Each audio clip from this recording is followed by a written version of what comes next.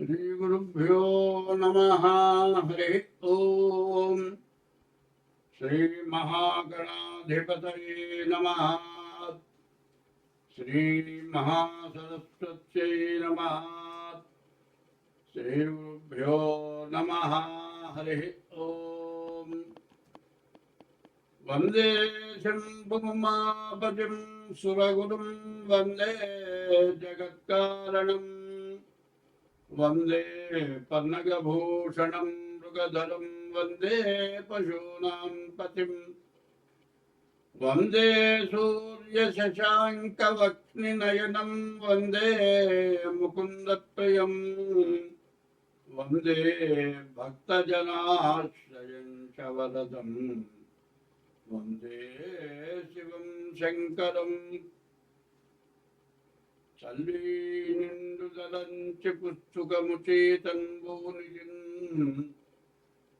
నీవు నాయుల్లంబందున నిల్చి జృంభణముగా నృక్తులు సుశబ్దంబులో శోభిల్లన్ బల్కుము నాదువాక్కునను సంప్రీతిన్ జగన్మోహిని फुल्लाब्जाक्ष सरस्वती भगवती भारती निक्षेष जाड्यापः।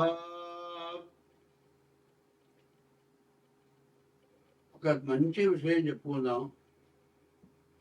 అధిక విద్యావంతులు అప్రయోజకులైనారు.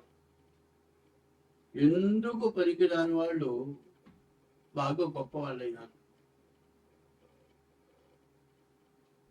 సత్యం పలికేటువంటి వాళ్ళ మాట ఎక్కడ పలికి రావట్లేదు. వదరబోతులు తిట్టేవాళ్ళు, దుర్మార్గులు, తగాదాలు పెట్టుకునేవాళ్ళు, కుట్టేవాళ్ళు, మరి అందరినీ బెదిరించి ఆస్తులు లాక్కుండేవాళ్ళు, ప్రతి ఆస్తులు కబ్జాలు చేసేవాళ్ళు, మరి చాలా గొప్పవాళ్ళుగా పూజింపబడుతున్నారు.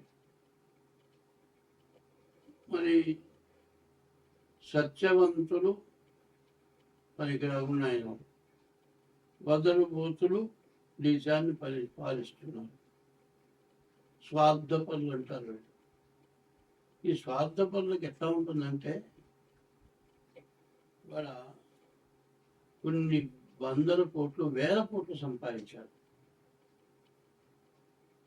ఈ వందల కోట్లు, వేల కోట్లు ఏం చేయాలి? ఈ వందల కోట్లలో, వేల కోట్లలో ఆలోచిస్తే ఒక్క షర్ట్ ఉందండి, తొడుకులు చొక్కా, అది ₹1,00,000 చొక్కాట, 5 లక్షల రూపాయల ప్యాంటు, పెట్టుకునే వాచ్ వచ్చాడు ₹1,00,00,000.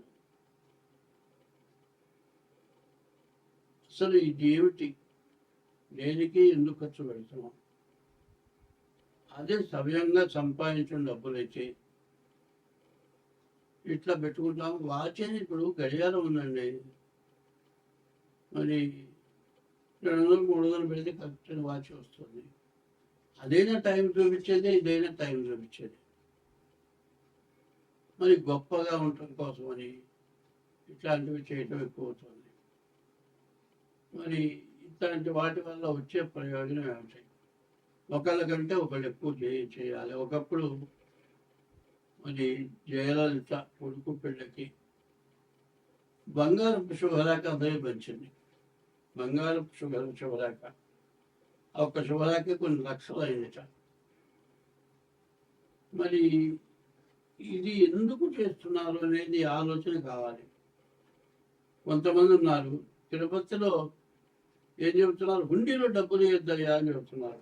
ఎందుకంటే హుండీలో డబ్బులు వేయొద్దంటే దేవుడికి ఏమన్నా ఉపయోగపడుతుందంటే ఏమి ఉపయోగపడాలి దేవుడికి? మరి లడ్డు కూడా కొంతమంది దాతలు ఉన్నారు, అన్నదానానికి దాతలు ఉన్నారు, పూలకి దాతలు ఉన్నారు, అన్నిటికీ దాతలు ఉన్నారు. ఇవి వచ్చే డబ్బులు ఏమైపోతున్నాయి? మరి అటువంటి దానికి కొన్ని కోట్లు ఇస్తున్నారు. ఒక్కొక్కళ్ళు 5 కోట్లు ఇస్తున్నారు. పేరు చెప్పొద్దు అంటున్నారు. ఇవి ఎందుకు ఇస్తున్నారో వాళ్ళకి ఆలోచన లేదు.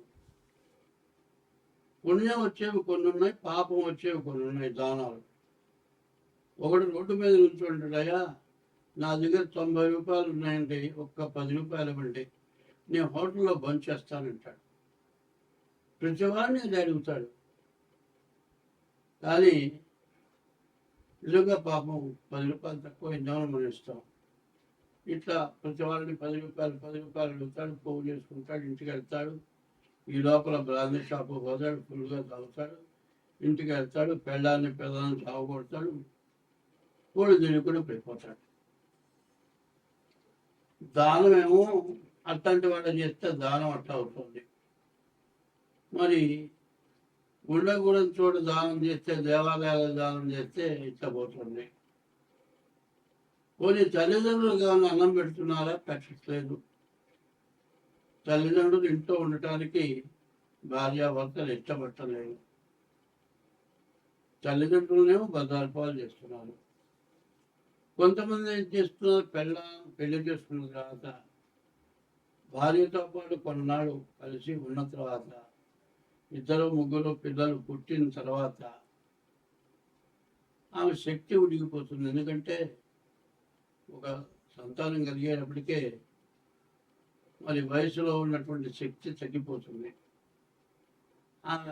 వర్చస్సు తగ్గుతుంది, కళ తగ్గుతుంది.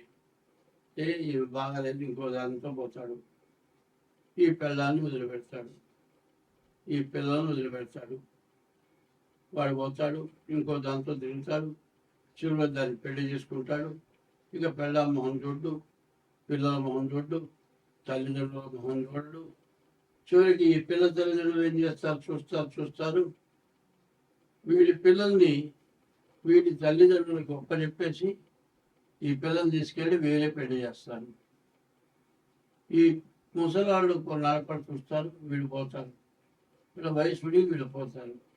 ఈ పిల్లలు అనాథ శరణాలయానికి వెళ్ళిపోతారు.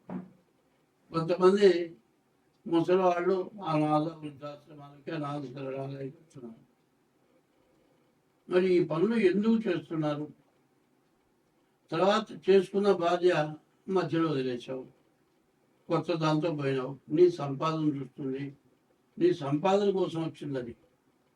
ఎందుకంటే నీ దగ్గర డబ్బులు మొత్తం ఉంచుకుంటుంది. ఇక నీ దగ్గర ఏమీ లేదన్నప్పుడు నిన్ను వదిలేసి ఇంకోటితో వెళ్ళిపోతుంది. ఇటు బెల్లం బాయ, అటు ఉంచుకున్నది బాయ. కన్న తల్లిదండ్రులు లేకుండా పోయాయి, మరి కన్న పిల్లలు సంబంధం లేకుండా పోయాయి. చివరికి వాడి జీవితం అవుతుంది, వృధా అయిపోతుంది. మానవుడి జీవితానికి ఏది కావాలని తెలియదు. మరి ఇది అంతా కూడా యవ్వనం చాలా తక్కువ. 100 సంవత్సరాలు మనిషి ఆయుష్లో సరిగ్గా బాగా ఆరోగ్యంగా ఉండే యవ్వనం 10 ఏళ్ళు, 15 ఏళ్ళు.